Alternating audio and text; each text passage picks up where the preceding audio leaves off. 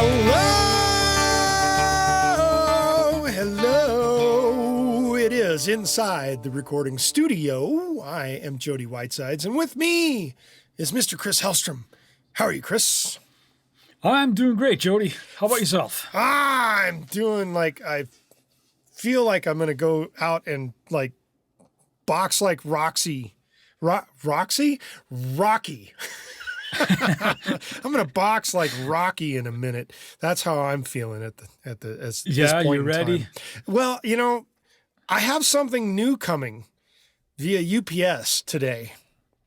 Oh. Yes, but it is not something musical. It's something food related for the kitchen called a vacuum sealer. And I'm replacing an old one that fell apart.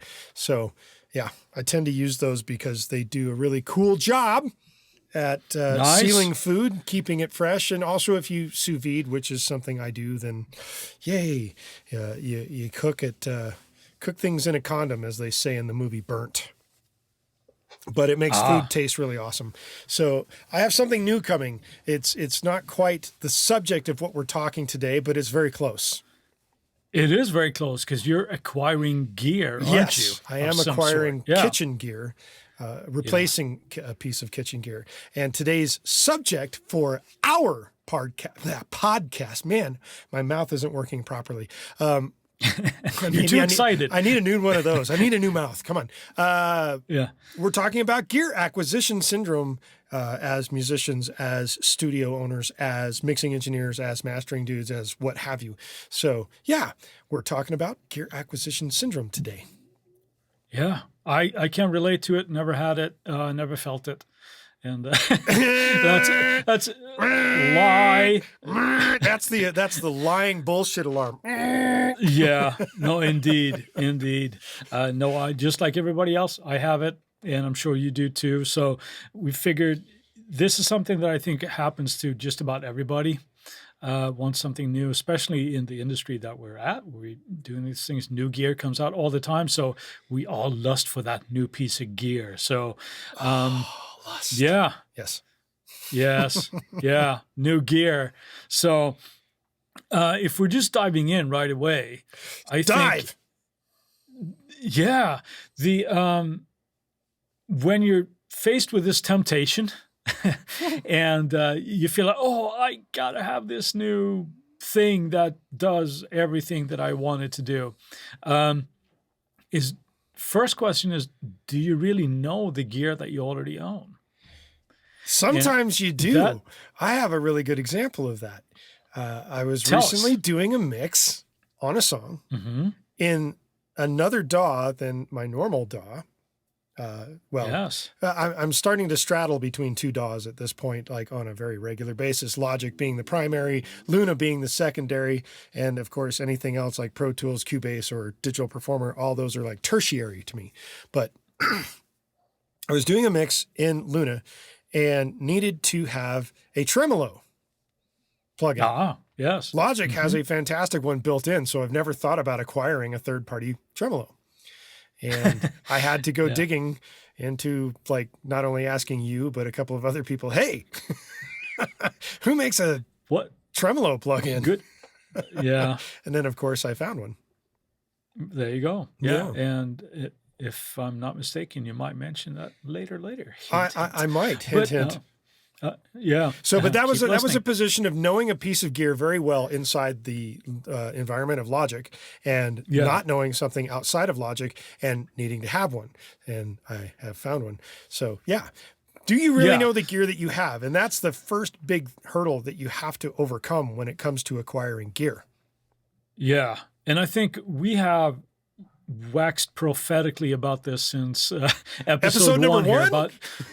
about knowing our gear. Knowing the gear, and it's, I think it's tempting to, when you, even if you don't know your piece of gear, you just feel like, oh, well, here's something new and shiny, and it would probably solve this problem for me straight away. Yes. Yes. So there's a seduction factor of, I suppose, not really having to put in the work to actually learn a piece of gear. The inspiration for that creative stunt? Yes. Yeah, something. Yeah. And and the other thing would be, of course, are you using your current piece of gear correctly? is it, why is it not doing what you want it to do? Maybe it's not designed to do that. I've had that problem multiple times in my past. Yeah. Multiple times. So, yeah. Yeah. So that could be, you often mention about doing your homework or your due diligence before you upgrade a piece of gear. Research. Yes. Yeah. So you actually know what it is that you're getting. And, today there's so much information available that, there's really no excuse for not at least looking into something, unless you just have too much money in your wallet and you want to go like, oh, I got to have something new. Right. And I suppose that's a whole different then problem by all right means, there. yeah, that's what we call a first world problem right there. Right. But if we go to the concept of limitations and are you sure you're using it correctly and whatnot before we jump into our next little section of things, as an example, I purchased a rack mount amplifier at one point from a very reputable company that a lot of people go, dude, yeah, they make some great shit, known as Mesa Boogie. And I bought they do. And they do make some great stuff. They make great amps. They make great gear. I still have this rack mount amp. I haven't used it in quite some time. It is sitting in storage at the moment, but it is called the Triaxis. Yeah. And it is a very, very awesome piece of kit in that it has 3 separate channels, clean, a distortion, and a second distortion, and then you can kind of combine things in various ways. But when I was being ridiculously creative in this progressive rock thing that I was doing, I was looking for something to do where I could do a MIDI control of shifting from clean to distortion from one channel to the other. And I contacted Mesa Boogie about it and said, hey, can I do this? And the engineer is talking to me on the phone. And he's like, well, we never actually thought of that. That's actually a really cool idea. And of course they never implemented it. And it, my unit still doesn't do it, but it was something that they hadn't thought of. So I had found a limitation in a piece of gear that I bought that still was a great piece of gear. It was just something I had to work around it in very weird ways in order to make it do what I wanted to do. So in that regard, I was using it in a sense correctly, but I had found a limitation that it couldn't do something that I had wanted it to do. So in that regard, it was no longer fitting my workflow. And I've just nailed 1, 2, 3, the first 3 things we were talking about. He sticks the landing. Yeah, no, but that's true. But those are important points. I would say that when you're questioning about upgrading anything or acquiring something new, are you using said piece of gear to its fullest extent? Yes. And if you are, then you have a valid reason to upgrade. If you feel like you need to have this additional functionality or whatever happens to be, or like you said, if your workflow now has changed, I have a beautiful rack sitting down to my right here that houses my beautiful purple Soldano preamp. What a lovely color purple it is too. I've seen it. Oh, it is. It's the Soldano purple. Yeah. But like you, I don't play live that much anymore. So it's sitting there. I can't bear to part with it, but my workflow has changed. So I don't necessarily mic up an amp as often as I used to. Sure. It's so workflow changes and thus your gear changes. Well, and to kind of go with that, when your workflow changes and your piece of gear no longer actually works, unless you have some serious sentimental value to it, like you have with your Soldano, I do. Yes. It's not necessarily a bad thing to let go of it. I kind of remember the very first instrument that I had let go. It was an acoustic guitar, but it had outgrown its usefulness for me. Yeah. And I was a little bit distraught in getting rid of it, but in getting rid of it, I actually got something much better. And I still... There you go. Well, and actually I don't still have that same much better because it's since been replaced too, but for different reasons. Right. So. Yeah, no, I mean, you can, if you're, of that inclination, you can look at it. It's like, well, it's time for somebody else to enjoy this piece of gear right now. Right? Sure, so sure. It's no good for me. So yeah. Another thing that we come across, I think, and this can be an issue when it comes is like a byproduct of gear acquisition syndrome, of always Uh-oh. having more plugins, all this kind of stuff. Yep. And I've bumped up against this personally, but sometimes can we have too much gear to actually be creative? Yep. I think so. Yeah, I think so too. It almost becomes option paralysis, where it's like, okay, well, which synth should I use? Should I have this or should I have that? And in the case of a keyboard, perhaps, or a synth, instead of picking a piece of gear, knowing that inside out, dialing up the sound that you're going for, and moving on, you're preset surfing for an hour and a half, and then you don't. It's just stifling. So yeah, I've been guilty of that myself. When you're trying to get your head around a new synthesizer plugin, yeah, you can spend an awful lot of time just going right through preset after preset after preset, and at some point it all starts to blur together, and you're like, "What am I doing?" Yeah, and that's kind of a problem when it comes to getting a lot of different software pieces, unless you really know the software or it has a very specific functionality to it. I right off the top of my head, I can think of a particular EQ that most people buy for one particular band of that EQ. And is it blue and has a yellow knob on it? Yes, it is blue and it does have a yellow knob on it, and it's called the Moog EQ, and the air band is considered like the penultimate. We've mentioned that before on this podcast. Yeah. But that's not necessarily a bad thing because it's still a great EQ no matter what band you use on it, but most people tend to purchase it strictly for that air band. Yeah, that's the selling point type of thing, yeah. And there's probably the same thing when it comes to synthesizers. People might actually buy a particular synth for a very specific, like, oh, this guy uses it, so I've got to have it. Well, maybe that guy really knows how to fucking use it and you don't. So it might be a good idea to learn the synths that you already have, or at least the basis of how they work, or if there's a channel strip plugin or a mastering compressor, really like mess around with that to know it before you decide, do I need to have this, or is it more of a want just because I have this desire to acquire more stuff? Yeah. So. No, I think that's true. And that's obviously the same for, you said a few things there. We mentioned synths, but it's the same for guitar amp emulation, or it's guilty drum samples, orchestral libraries, all that kind of stuff. Yeah.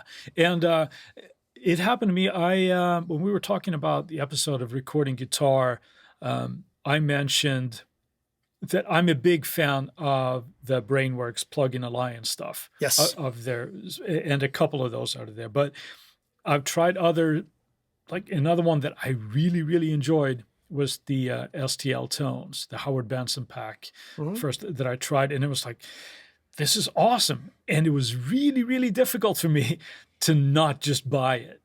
But I used restraint, and I'm like, you know what? It's not different enough from what I have, and I can dial in just about anything that I need there with what I have. So it's those cases, and that's not a slight again on like STL Tones. It's fantastic stuff. Had I not had the Brainworks stuff, I would have bought it in a second. But it's easy to get. I've done stuff. Well, I bought plugins. Let's say, without mentioning any names, but we all know what I'm talking about. But there's a company that seemingly does like weekly sales for $30 all the time. I know who you're talking about. They had a certain channel strip, and I didn't need it, but I bought it because it was $29, and I think I've used it twice since then. That was probably like 3 years ago. That's a bummer. But but it's one of those things where it's like you live and you learn. It's like, wow, yeah, I really wanted it. Not using it. Was it the one item that you needed when that, like 2 times that you used it, like would anything else have done it right? Or was that like the thing that like it just dialed it in? Not even close. Bummer. That's too bad. No, I had. Yeah, but at that point I could afford not to like it, And it wasn't anything that it was anything bad in it. It was just like it was a want, and it looks exactly like the real thing. And I fell victim to that, and as I've done several times. But no, I did have other,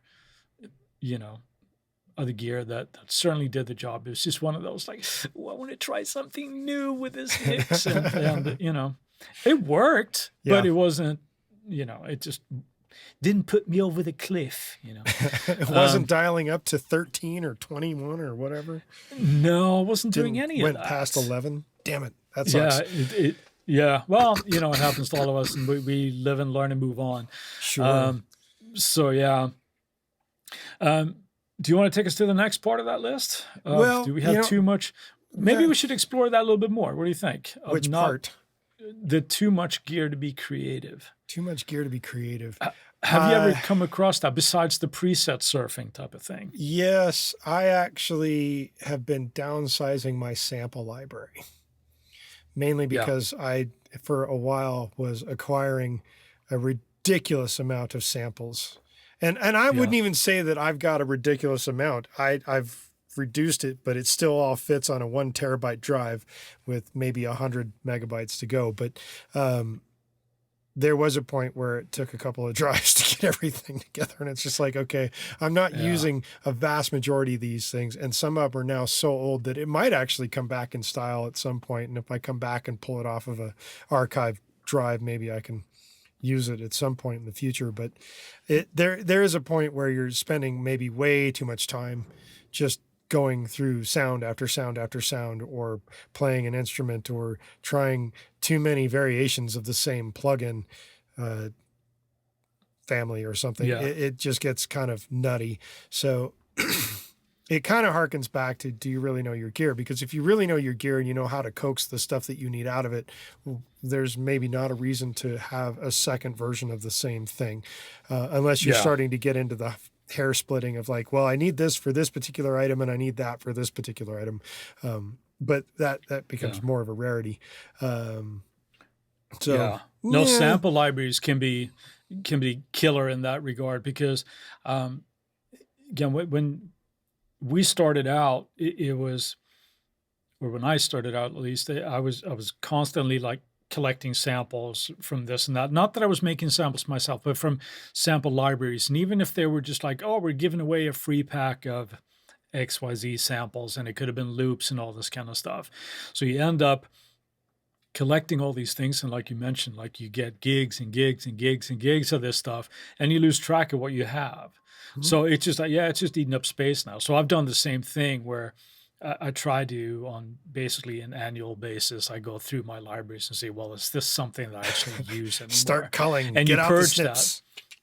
that. Yeah, exactly. Yeah. So on the flip side of that, though, I think do we not have enough gear? Well, before we get into that, we should just say, here is a little moment from a word from our sponsor. And now, noting that there is too much gear, is that what you're trying to say? I'm saying that's a distinct possibility, but maybe, just maybe, there actually is a need for this new gear. Yes. Maybe there's just something new. So, because, gear acquisition syndrome, it's not always a disease. It's something that we actually need sometimes, right? So I think we've already touched on a few of these things, but it could be something that it's filling a need. Filling a need. Yeah, filling a need in your arsenal. Yes. To backtrack to guitar amp emulations and my Plugin Alliance Brainworks addiction, they came out less than a year ago now with an amp called the Fuchs 2. Yes. And that was one that I bought and I really liked, because I felt that filled a certain function. It filled a hole in my arsenal that I felt that slotted in very nicely there. Did I have to have it? No, I didn't have to have it, but it filled a need. It could be the same thing where, a while back, again, on a personal note here, I started doing a lot more like library trailer kind of music, that kind of thing. And I really needed to up my orchestral libraries. Yep. So I made a couple of purchases that way. But they were there was a definite need there because what I had wasn't cutting it. Sure. You know, it wasn't good enough. So that does happen. But well, now, of course it happens. It happens for all of us. Right. What was the last thing of gear that you updated that was just like, I have to update this now? Software wise or hardware wise? Either. It was kind of a hand in hand thing for me. Yeah. It was a software and hardware thing, and it was about a year ago. I had this keyboard that I had a MIDI keyboard that essentially acted as my controller for forever. Yeah, I remember that. Pretty much forever since music came back in on stone tablets. Anyway, I had a project that was supposed to happen last year that I was going to get geared up for and make sure that I knew the gear before the project happened. And so I opted to sell this old piece of kit and get a new piece of kit. And that new piece of kit was a Native Instruments S88 Mark II. And it is sitting here in front of me, actually. And it is a lovely keyboard, 88 key weighted keyboard with all kinds of bells and whistles on it that I still don't know everything about it. And unfortunately, the deadline that I had for the project that was coming up has been pushed extensively. In fact, I just got an email about said project today, which is like a little over a year past when it was previously going to be done. Yeah, so it's been a crazy year. It's been a while. But at the same time, I also upgraded my Ultimate Native Instruments Ultimate setup. Oh yeah. So I had the previous Ultimate 9 or something like that, and I've upgraded now to Ultimate 12, I think it is, and I think they just recently did 13, which I have not picked up. But with the Ultimate Collectors, whatever, like I've got their very top tippity top every possible thing that they could make at this point, which is well beyond anything I ever need. In fact, I've downloaded probably less than a quarter of everything, but it had a much better sample library than I previously had for orchestral stuff. And I'm now like contemplating pulling out older projects that I've done and re-outputting them with the better string samples. Because I know that with how I know how to work with the string samples now, they would sound better and it would make the quality of the piece that I had written better. So that was a case of like, I had a gear, but was it good enough gear? No, it still fit the workflow, but it didn't fit it to where I needed to be now. So even that being said, I know that when that project finally gets the green light, I need to spend probably a good week with the S88 and going through multiple things about it so that I know it hands down inside and out by the time this project gets going. But I won't start that, unfortunately, until the project gets the green light. Which is being lazy on my part, but also like in needing of getting other things done until that project actually becomes the priority. So that's just one of those points that was the last big thing. And it was not only just a hardware thing, it was a software thing to coincide with it. So, and like I said, even though I have access to all of that sample library and sounds and everything else that Native Instruments makes, I have not pulled the trigger to actually download every last ounce of it because it would take me forever to go through it all and like figure out what may or may not work for me. So that's one of those things where is it filling a need? Now, on the flip side of that, earlier this year, I picked up the Roland Cloud. And the reason I picked that up is because I was pulling out really old projects that involved the old MIDI keyboard that I had just gotten rid of to get this new S88. I didn't have any of the internal sounds that thing, the old MIDI controller that I had. But Roland Cloud has them. So I was able to actually like recreate, like pull out these projects and put in Roland Cloud equivalents of the exact same sounds into those projects. So that was one of those things where I still needed it once in a while for something I'd already done, but I didn't need it in the big hardware form that it was anymore. Now I've got it in software, which is nice. So that print your tracks, I don't know if I would call print that quite the same. Yeah, print your tracks. It's always a thing, but didn't do that because I didn't learn that at that point. Right. Gear acquisition syndrome. I don't know if I'd count this Roland thing quite as much as the gear acquisition as I would the S88 with the ultimate upgrade that I did. Yeah. So that's the last big thing that I did. Although the second to last big thing was upgrading my audio interfaces. Yeah. Getting all new units there. So new poles. Yeah. And I could see myself actually doing that again before too long. Yeah. Just because that's more of a want than a need, but I can see myself doing it. Yeah. Yeah. No, but sometimes, there are obviously legitimate reasons why we need to upgrade, and we always do. We grow and there's a new need arises, and it could be just, like we mentioned before, it could be that we're doing a new style of music and we need more stuff to sort of accommodate that. Right. Sure. So is there any spots, like any particular kind of companies that you're weak for? I know I could probably name one that you are, but let's say that it doesn't. Universal Audio. Yeah. I got a soft spot for that. Not even a soft spot. I call it a hard on, but I dig Universal Audio stuff. They make great stuff. I mean, they've always been known for making great stuff.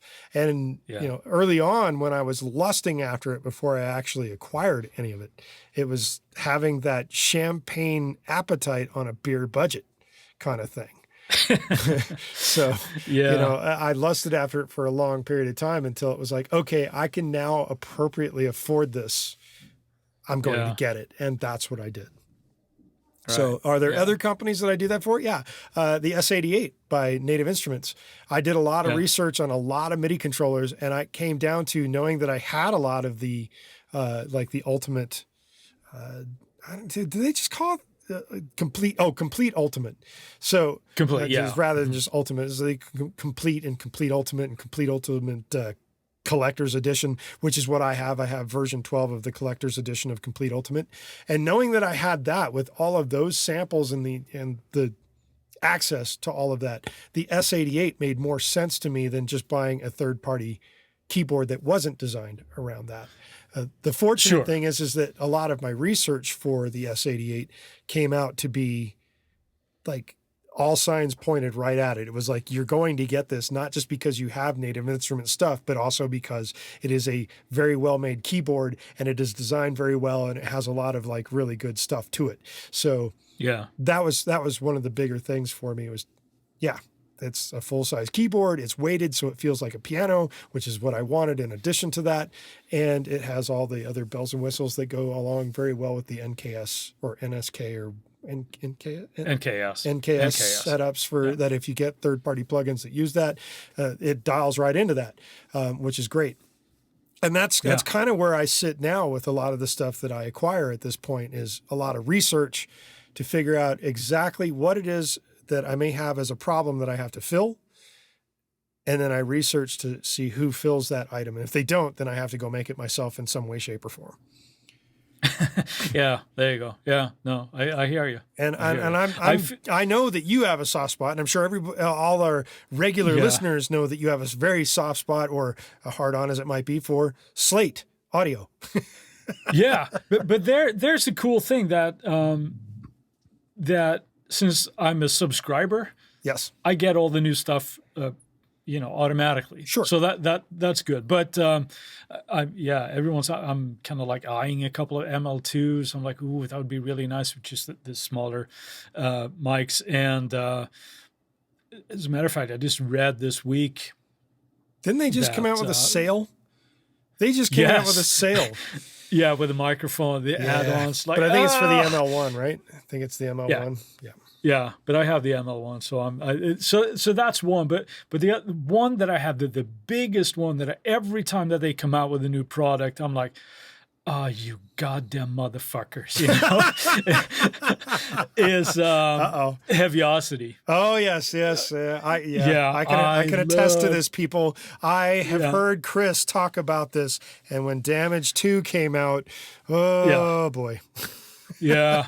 Yeah. Well, that was one I just had to. I just had to upgrade because I know I wanted it. I knew I needed it. I was going to kick myself if I didn't jump on it right away. Sure. Which I did. But yeah, I just love all their stuff. And I think that just for my taste in the kind of music that I tend to write and that I do, it's just like, here, just take my credit card and just, send me stuff. Yeah. Take my wallet and bend me over now. Yeah. Yeah. Anyway. I don't have all their stuff. I'm not even close, but every time they release something, I have to I don't need it. I don't need Major restraint. Major restraint. Absolutely. No, and I actually just did that recently with the Luna DAW. Even though Luna is free for Universal Audio people, so to speak, as long as you have an Apollo interface or more. And I have a few, so I'm okay with that. And I have actually a good plethora of their plugins that I have taken in over the years. So, but they had an extension for the DAW that was like, oh, I know it actually sounds really damn good, but I didn't want to buy it knowing that at some point it was going to go on sale. Just last month, it went on sale, so I got it. I finally pulled the trigger and I did it. So and that's just one of those things where it's like, if you know what you're going to get and you don't need it right away, wait for the sale. Damn it. Yeah. Otherwise. Sorry, all the companies out there trying to stay in business, but yeah. No, but I'm not trying to down talk it because I actually talked a few other people into buying it before there was a sale. So I'm sure they made some money. Yeah, no, I mean, I'm not a Universal Audio user, but I can attest to it that it does make a difference. As you know, you've sent me and several others like blind tests and like, okay, which one do you like? And it's way more than 50%. It's not like a guessing thing. It's like, well, I hear this, and it's it's a valid piece of kit. So and that's the funny thing about it is like sometimes that kit is that 1%, as we have maybe mentioned before, is like the reason why you pick up certain pieces of gear is because they create all these little pieces of the interlocking puzzle to make your recordings, your recordings and whatever you're doing in the studio that much better. And it isn't any one magical piece of thing. It's multiple magical things, so to speak, in the combination that you decide to put them together in that makes it the penultimate, yay, come down from the heavens. The music is the greatest thing ever that you've done kind of thing. So in terms of that, and I know that there are other companies whose stuff that I would love to have, but at the moment of where I'm at, it either doesn't make sense spatially or financially because some things can cost as much as a house. Yeah. No, it's true. It's that, but it's weighing that, but it can be hard. It's seductive to kind of get that, whatever that new piece of gear is. I don't want to mention any names here, but there was this person I know, a former student of mine, who wanted to get into recording, and I don't even know if I should say this, but I will. I don't think. You're not going to give him like a full on shout out, or is he going to get like embarrassed? No, he's not going to get any of that. But he was starting with this point, but he was seemingly starting in the wrong end of the spectrum of wanting to get gear. Right. So you wanted to buy it all and the best right now. Well, buy the best or choose the investment in the wrong things first, right? So it's like, I'm just thinking about these and these monitors. Okay, well, what are you looking at doing? What's your budget? He's going backwards through the chain instead of forward through the chain, Right, yeah. So like, well, what system do you have? What DAW do you see yourself running? What do you do this? Don't worry about monitors first. What's your room sound like? What's your room like? All that kind of stuff. And but that's, it's the seductiveness of thinking that piece of gear is the be all end all. Sure. I don't know. It's taken me, 2 decades to kind of get to where I'm at when it comes to like, okay, pump the brakes. I'm throwing out the credit card, So, Yeah, I think over the course of history, you start out with this strong desire of getting as many things as you can. And obviously, if you're trying to do it within a budget, you start buying the cheaper things, which is not always the best way to go about it. And then you get to a point like, okay, I've acquired enough of this stuff. You start selling off some of it you don't use or it's not good enough. And then you start trying to go after the better things. So it kind of goes in a cycle, I think, for most people in how it works with what you're acquiring and what you're getting rid of, depending on various items as we've discussed. So sure. Yeah. And sometimes, to be fair, it's getting a new piece of gear can spark some new inspiration where it comes to, just the creative aspect of it. Let's say that we mentioned soft synth and things a while ago and go, okay, well, I just need something. And you start with maybe a piece of gear that you don't know and it's making some crazy sound, and then that might trigger an idea or doing something, so there is that part of it, but that can be a really, expensive road to go down, I think. Yes, if you're counting on that for maybe explore the gear that you have first. So just to wrap up that portion of the podcast there, do you have a soft spot for any particular type of product where you see where something new comes out in this field that you're weak to? Not named Universal Audio. I don't know. Is it like compressors, EQs, or any type of sample libraries or anything? Or I think I've lost that. Good. In that regard. Good for you, man. I don't think I have a particular, for now, and we've kind of sprinkled this throughout the podcast, but I do a lot of research on something. So if I find that there's a hole in my workflow or something that I actually need, I spend time now figuring that out. Yeah. Once I figure it out, I try to find whether or not somebody actually has that product. And if they do, great. Then I work on acquiring that particular product. And in that regard, I would say that I've lost the concept of gear derangement syndrome. Yeah. Rather than the concept of just always having this gear acquisition syndrome. So the gear derangement syndrome, I think, has left the building for me. And if the product does not exist, then I either do without it or I do what I can to create something that will work in its place, whether it's a piece of hardware or a piece of software, however it works out.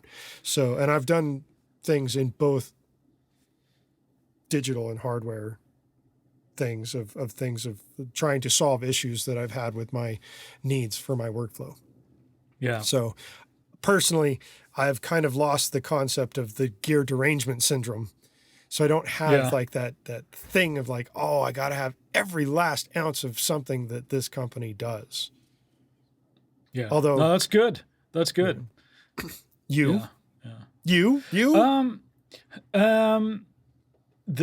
I mentioned all the way Heaviosity. Yes. It's like just whatever they come out with, sort of something new for like the hybrid scoring type of a thing is always very, very appealing. Sure. I had a time about a year ago or so where I was really, really intrigued by orchestral libraries. And who isn't? No, this is true. But then I actually had to take stock a little bit of what I was doing at the time. Mm-hmm. And I realized, the return of investment on something like that, if that's not there, well, then you're buying something for a need that you don't have yet. So I figured that, okay, well, when I have a need to do this, I will invest in that. But yeah, every time I say that now, but then Spitfire will come up with something new again, and I'm going, oh, God damn it. You hear that, Spitfire? I'm expecting an email in 2 weeks and then getting a call from Chris going, damn it. Yeah, this is true. They are nice guys, by the way. Oh, they are. Yeah. I Spitfire. talked to him at NAMM, and try out their stuff, and it's. I mean, everything they do is awesome. It's just not what they do is not, or what they cater to, I should say, is not something that I am involved in on a day-to-day basis. Sure. To justify that. So there you go. Gotcha. It looks like you're going to be looking at Jody here for the rest of the podcast because it looks like my camera. Oh, boy. So you'll be all lucky and looking at Jody for the next few minutes. But Yeehaw. I think with that note, we should move on to travel Friday Finds, right? I think we should. And as we always do, we kick it off with you, sir. So, Chris, tell us what you found this week. I actually found something that would kind of tie into what we're talking about. With wanting new gear and all this kind of stuff all the time. Sure. And I discovered a website called vstskins.com. So that sounds kind of pornographic. Get your mind out of the gutter, sir. No, what it is, from what I understand, it's user submitted. Still sounds kind of pornographic. Yes, it does. But new interfaces that you can redress the plugins that you already have. All of them? So it is sent. Well, not all of them, but there's a good portion of them. I know. Really? Yeah, Anna 2 is there. There's some stuff for the ES2 in Logic. The old one or the new one? Well, the ES2 hasn't changed. Oh, the ES2. For a second there, I was thinking EXS. My fault. My fault. Yeah, no, not the XS. There is one there, but that is for the old one. Gotcha. I saw a couple that I have actually downloaded and going to try out for the Anna 2 synth from Sonic Academy. And that can be a great way to kind of see something, watching something new of a tool that you work with all the time. Sure. You just get a new skin and upgrade that and see if that triggers any kind of inspiration for you. But so vstskins.com. What about you, Jody? What you got for us? I was doing a mix earlier this week. And as you've been known to do. As I've been known to do, yes. And I was doing it in a DAW that is kind of becoming my secondary DAW. Because Logic is still kind of my primary. I track and do most things within Logic, but I've been dabbling pretty heavily now in the Luna DAW from Universal Audio. And, you know, obviously with Pro Tools and Cubase and Digital Performer kind of being my tertiary things that I don't touch very often. But in Luna, they don't have a built-in tremolo plugin. Yeah, no, that pretty much Luna doesn't really come with anything built in. You have to purchase whatever it is that they have. And while Universal Audio makes some great things, they don't have the type of tremolo plugin that comes within Logic, and Logic's tremolo plugin doesn't work anywhere outside of Logic. And Yep. I happen to know Logic's tremolo extremely well. So it was really disappointing when I needed a tremolo in this mix for Luna. And I contacted you, I contacted George Leger, I contacted a couple of other people and said, hey, who's a good third-party company that makes a tremolo plugin? And then before I got any answers back, I actually went and did some of my own research, and I found one. I found one that actually, for most people out there that'll find this to be very happiness and fun, it's free. In a sense, it is a donation support kind of thing. And it is a really good tremolo. And it's not quite as in-depth as, say, Logic's, and it's definitely not as in-depth as Sound Toys. But for free, you can't beat that shit. So it's a tremolo plugin. It is called the Pecheneg, I believe, Pecheneg, Pecheneg. I think that's how that's pronounced. I really don't know. The Pecheneg Tremolo. And it does have a lot of very cool capabilities. And I downloaded it, was able to make it do what I needed to do within the Luna mix that I was working on. Cool. And I nailed it. It was great. So I'm going to go with the Pecheneg Tremolo. Very cool. Yeah. And that's at pechenegfx.org is their website. So PECHENEGFX.com or .org, not .com. And that's the letter F and the letter X, not the word FX. So very cool. Yeah, very cool. Baby. All right. But, since we've made it this far and we've still got your attention, we would love it for you to go to our website and leave us a review of our podcast at Inside the Recording Studio /review. It helps us out, gets us a wider audience. In case you care, we hope you care. We do appreciate it. This, of course. And in addition to that, is just going to InsideTheRecordingStudio.com and you can sign up for our mailing list and keep abreast of all the things that we've got coming down the pipeline, and occasionally getting reminders of things we've done in the past that you may not have heard or seen or done, and any of kind of good stuff. In addition to that, I did mention something in the podcast late this episode called G.A.S. for short, which is Gear Derangement Syndrome. And if you email us at goldstar@InsideTheRecordingStudio.com, you'll get a little surprise if you put that in the email, GDS or the words Gear Derangement Syndrome, not exactly Gear or Acquisition Syndrome. So just be aware of that. And in addition to that, if you have a topic that you would like Chris and I to espouse upon, because you want our wonderful knowledge to grace your ears from your ideas, do send us an email, contact us, and we will put it in our rotation for consideration in a future episode. And with that, sounds good. Yeah, I think with that, I'm ready to say, see you later. Are you ready to say it? I'm ready to put a bow on this, Jody. All Everybody, right. Thanks for listening and have an awesome rest of the day, all right? That's right. We'll see you next week in Inside the Recording Studio land.